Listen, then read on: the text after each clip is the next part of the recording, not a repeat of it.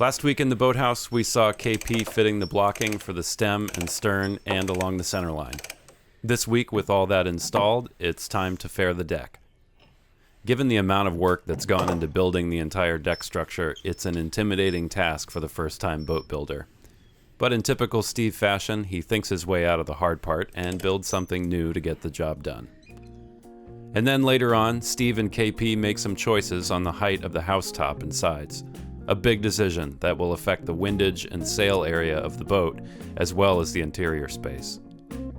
Don't forget to like and subscribe, and remember that our final open house is coming up on May 7th and 8th. Information on how to attend is in the description below.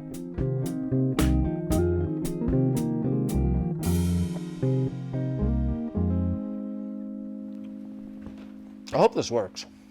I hope this works too. I think it'll work. If it works, it's gonna be awesome. It'll save us a lot of time. If it doesn't work, it'll waste us a little time, and then we'll know. It's worth trying. So I'm thinking, talking with a mouthful here, if we make the rails this long, that'll let us float past the deck beam where we stop with the rails a little bit. And it'll span enough rails that it'll help us establish our lines. Yeah. And then I say we start with decking. 6 feet. 1.5 So by 1.5 by 2. 2. See how that feels. We can always bring them down thinner. Right. All right, let's go get some runners, shall we?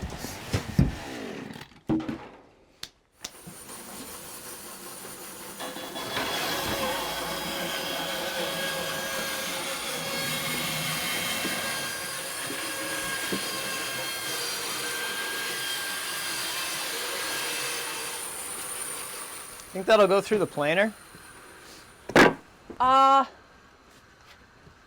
Let's trim off the outer edge just to be... Just buzz the sapwood off. Yeah.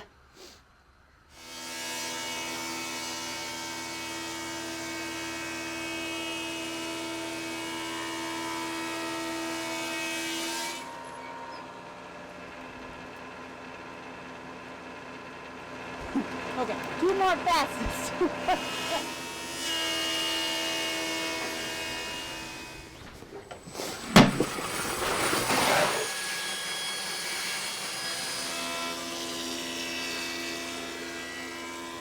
Cool. Should be all right. Yeah. And we could go wider. Plans say 2. We're at 2 then. Mount the tracks flush on the inside. And I'm thinking that'll give us a real good edge to clamp on when we go down to the deck beams. And if we put it in the center, we're not going to have much meat. Do we have a impact gun with a Phillips head? We can real quick. That would be great. So we're about at the stage in the build where we need to fair all the deck beams in. And traditionally that is done with these 2 tools. So you would take your batten and you'd put it on your deck beams, and you would spring it, take an eye down it, and it would give you the angle on the deck beam and which ones were high or low. And then you'd take your power planer and you'd hold it at that angle that the batten is telling you and run it down the curve, put the batten on, run it down the curve, put the batten on, go down a couple deck beams, do it again. And KP and I have been talking about this, and I've honestly been dreading this for a while. And the reason is our deck beams are black locust and they're dried, so they are very hard. The locust likes to tear out, and they're cut out of sweeps. So it's not like you can start in the middle and the grain runs perfectly either side. Locust grows in these crazy sweepy patterns, and the beams are cut out that way, so the grain is constantly changing directions. So tear out with a power planer is hard. The beams are also only 2 inches wide, so balancing the power planer on there and holding that 2 inches and trying to judge from the batten is also a little bit tricky. It works. I mean, it's how it's been done for centuries. But we came up with a little bit of a way to initially gain some reference marks. So this was the jig that we came up with. And the initial thought was, how nice would it be to clamp something that was a facsimile of the decking and run like a power planer along it and just hog the decking off from fore to aft and get everything really fair, really fast and easy. But like I said, the problem with that is you're gonna have all this tear out from the power planer. So how this works is we have pieces of our decking. So it's 1.5 inches thick, it's 2 inches wide, it's quarter sawn white pine. It is what the decking will be made of. We've got some plywood screwed on either end, and that just keeps those rails parallel and from racking. And then there's a T-trap here, which is made of aluminum, and that's screwed down to the pine.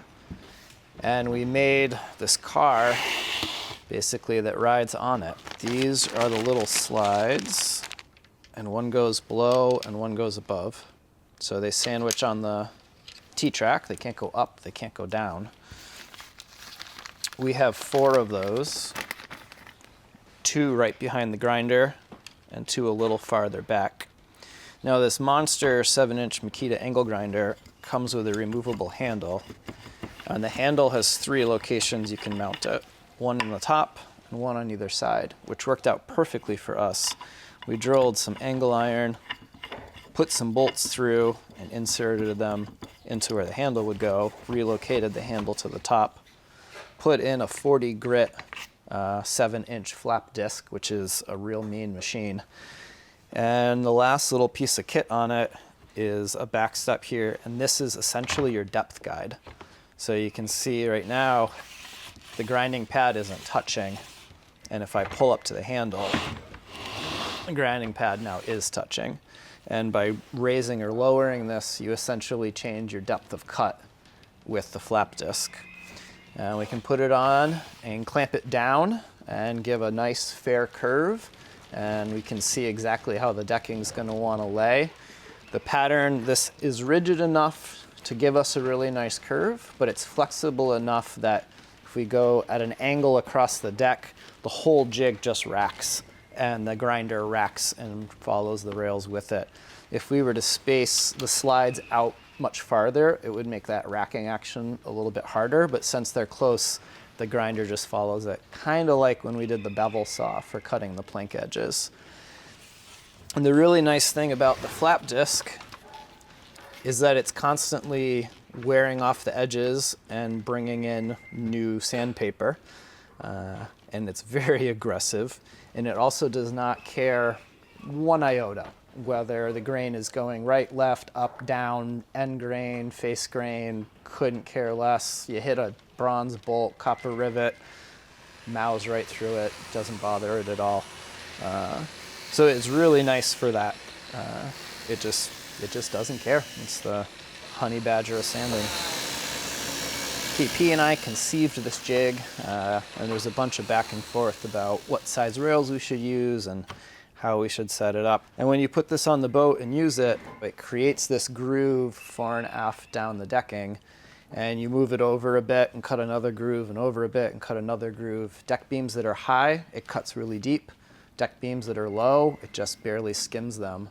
And then when you come along with the power planer, you still need the power planer, but you have these perfect references. So this leaves a really fuzzy coating to the wood, and the power planer leaves it smooth. So as you run the power planer across, you can tell exactly where the low spot from this is and the high spots you're power planing. And this cuts a parallel kind of groove. It's deeper in the middle, shallower on the edges, and is parallel sided.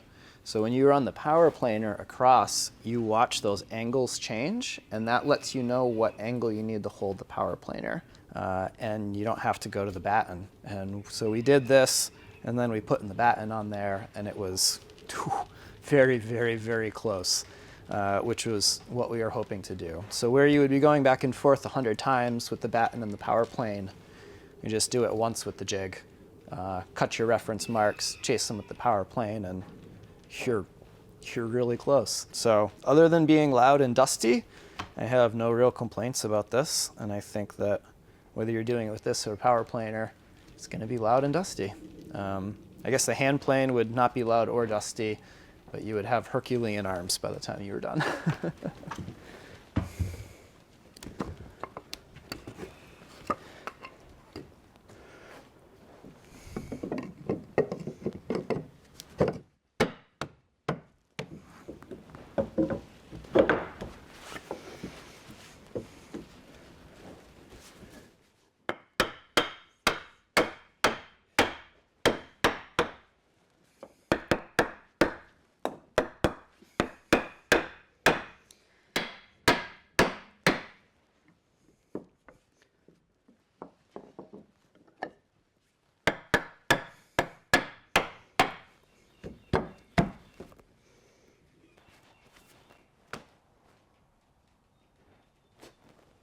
We have a much fairer deck. It looks so good. It's getting there. Yep. And a lot faster than we thought. Yeah, that jig worked well. Having those reference marks made a big difference. Yep. So we're at the point where we can't fair out the very edges here until we cut off these frames, but we don't want to cut off the frames until we hang the last planks. Which we'll do very soon after the open house. So I think, unfortunately, this is about as far as we can take the deck at the particular moment, which is not a big deal because this next week looks beautiful. So we'll get making the sheer strake and the cedar below it so that we have those to sign for the open house. Yep. We got like 2 weeks till the open house, and then we'll be able to cut back the staging and get going on planks. But in the meantime, shift gears, and I think we can start working on the house sides. Port to starboard here. This is the highest crown arch that I thought we would put in it. So we can bring this down, obviously not to flat. We want some arch in it. But we can bring that down a little bit. And the bulkheads are obviously incredibly too tall. Right. But we don't need to worry about those until we figure out our final shape. Yeah. So the house top is not only for headroom down below, but for like we'll store the tender up here. That's the hope, yeah. It has to be clear of the boom, obviously. Which we're gonna have to raise. Acorn has the boom so close to the house top that you could barely lay on the house top and have the boom go over you. That won't work.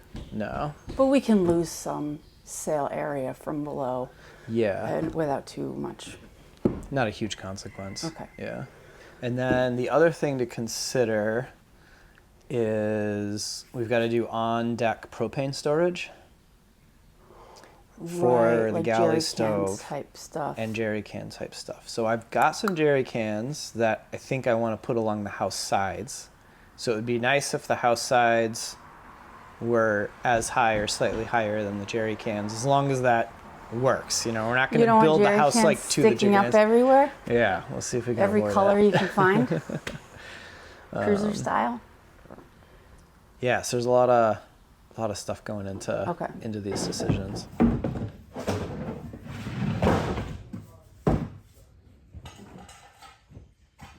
They're even screens. That's so cute and useful. Yeah, Victoria was a treasure trove. Yeah, the screens are They're all not there. to be, and they're intact. That's amazing.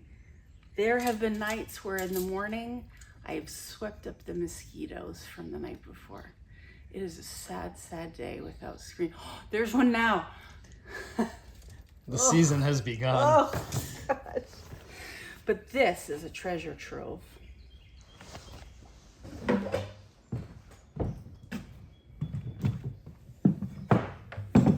That seems to work, right? That gives us a port light right at the nav station. Gives us one smack dab in the middle of the head, one right above the vise at the workbench, one up forward.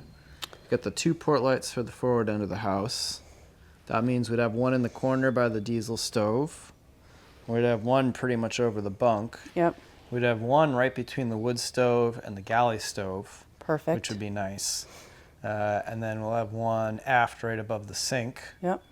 And then we'll put a port light in the very aft end of the house that opens up into, I think, where we'll put the propane locker. Most people, to my understanding, just put them somewhere on deck where any propane's just going to harmlessly go overboard because it's heavier than air. If it's above deck, does it need to be in an airtight container? No. Okay, I mean, that's what I thought. it should be enclosed. Sure. And but it shouldn't doesn't be have able to leak isolated. overboard. Right. Okay. So I think here you would be inside the coaming, and there would be a risk of it leaking in and filling the cockpit. But what we could do is build the locker here. The coaming comes over, and we'll just make the locker sides airtight. The top doesn't need to be. And we'll put a drain in the corner, which we're going to want anyways. Yeah. And then All any right. propane that did collect in there would just go outside the coaming and overboard. Okay. This is a normal vertical propane tank. They do make them they're expensive, which is kind of the real downside, but they make them that are horizontal mounted. So horizontal would let us come outboard with it a lot farther. Reaching in to shut it off would be a lot easier. And we can have a lower house without having the propane tank protrude above it. So I don't know if that is... But do we want a lower house? Because when you're walking around on deck, they'll have handrails here, right? You don't want to be like, you know, down here. It's nice to have handrails fairly high. Yeah.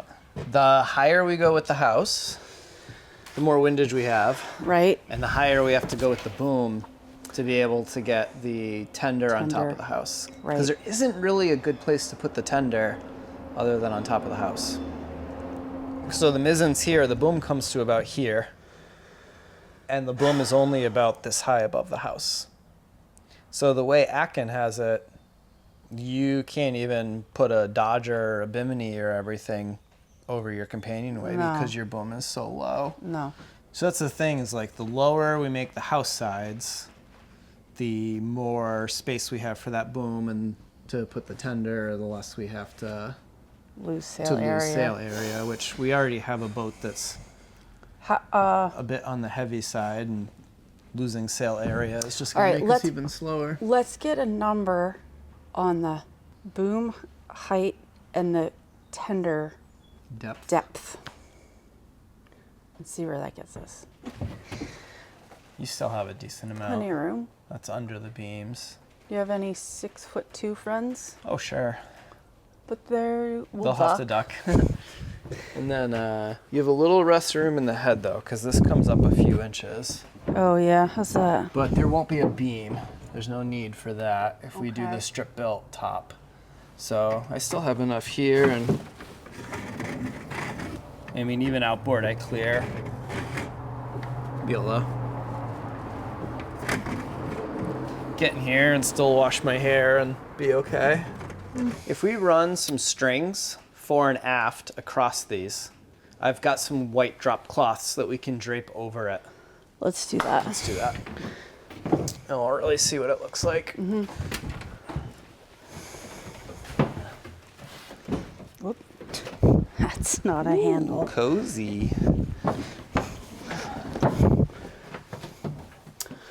Whoa, that's gimbaled. Yeah, it is gimbaled. It does not look too severe down here or up there. And from talking to Harold Burnham and from talking to Satchel and a few other people who are quite knowledgeable, that's not the main driving portion of the sail anyways, and they don't think you're going to notice a huge difference, even losing a foot out of the bottom of the sail. Mm-hmm. So I don't know, it's a big decision. It actually quite is. I mean, it's an inch. But 2 at most with what we're playing with, but yeah, it can really... But 1 inch off the sides means, we're putting the cans along the rail instead of the housetop. Yeah. And it means changing the whole camber of the housetop and the whole field down here. On next week's episode, a whole crew descends on the boathouse to help send the whole pile of black locust through the big thickness planer. The house carlins, a shear strake, and the covering boards might be a tall order for the once enormous pile, and there's only one way to find out. Thanks for watching. Leave us a like and a comment if you liked the video today. And thank you Patreon supporters for keeping the lights on, and a reminder, if you're passing through Newburyport this summer, come say hi at the screening room on State Street. I'm there Friday, Sunday, and Tuesdays.